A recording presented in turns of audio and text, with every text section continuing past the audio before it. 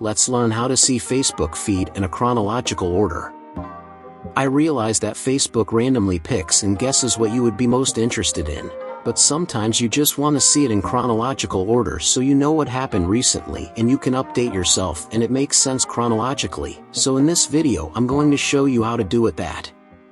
First, let's open Facebook app and make sure you are logged into your account. By default, Facebook places posts according to its algorithm. Some posts are sponsored and that's why Facebook places those posts for you, and some posts are very popular, and that's why Facebook offers them to you. But if you want to see posts from people you follow in order, you need to click on 3 horizontal lines in top right corner of the screen. After that you are come on this menu, and on shortcuts menu you need to go on feeds option. Now when you do that you are come on menu with all posts of people you following set in a chronological order. So on this menu you are see last published posts, like this one posted 3 minutes ago. Also on the top of the screen you can see recent posts of your favorites, friends, groups, and pages.